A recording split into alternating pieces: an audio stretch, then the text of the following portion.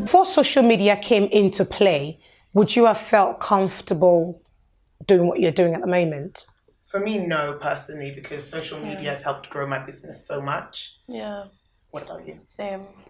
I think if social media wasn't here, we wouldn't really have a voice to like gather, because of my campaign, I need people to know what I'm doing. And if I didn't have Instagram or Facebook, I wouldn't want to go door to door to be like, oh, this is what I'm doing, here's a leaflet. I can just post a leaflet online, people can like it, share it, and it gets the word out so everyone knows about it like automatically. So even in the UK, Nigeria, all over the world, it gets known. So it's a really good thing. So I've got a question for you guys. Growing up, did you have a desirable career that you wanted to be something growing up? Mine changed a lot. I wanted to be president. Oh, wow. You still can be. Okay, you wanted to be a president growing up. Oh, amazing. I wanted to be president, and then... So can I just ask, if you don't mind, by all means, feel free not to. fine. How old are you? I'm 18. Yep. That's amazing. I think she's really done well. You're really doing well. Thank you. For an 18-year-old girl. Thank you. Are you going to study law because that's what you want to do, or that's what you've been asked to do?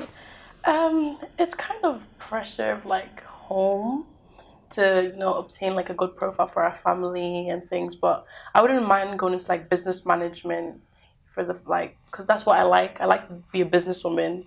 I like to start my own things, companies, foundations, anything that I can get my hands on. I like to do that.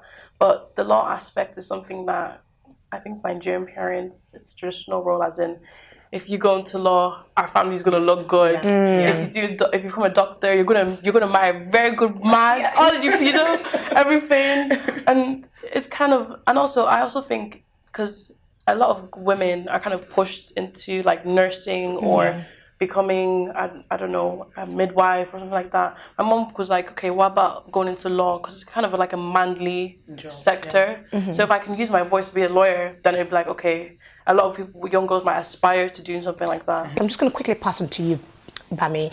So you have obviously transitioned from a 9-to-5 career. What were you working as prior? I was working as an online advertising consultant at Google. All right. So you were working at Google as an online marketer. So clearly that was, that's a great job to have with Google. So you have transitioned from that to dancing. That's amazing. Oh my God. So that is a massive change. Yeah.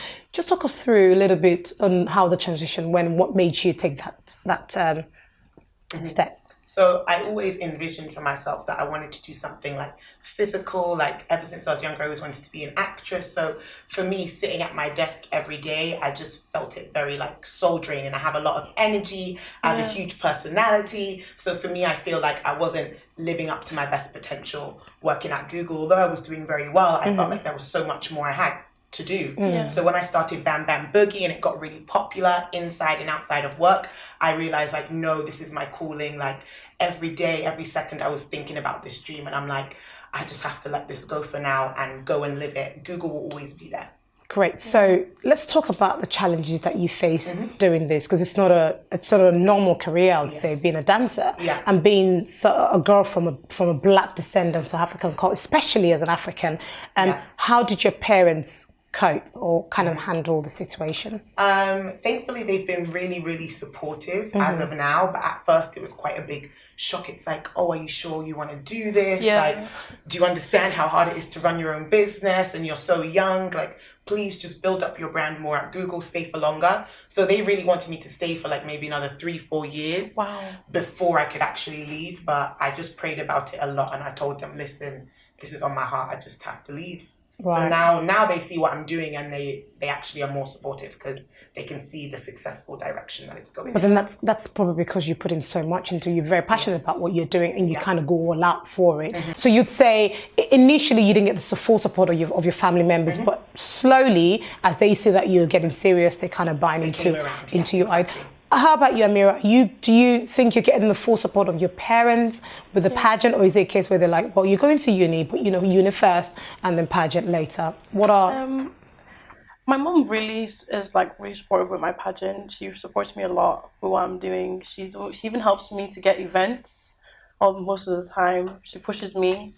And she's also supportive of my foundation because she knows I'm not doing it for a good cause. If I was just sitting at home and not doing it and just this crown was in my wardrobe, she would not be supportive. But because I'm actually want to be active and everything, and she sees like a bright future for me, she's like, okay, I'll leave you to do it. You're in the hands of God. Good. Go.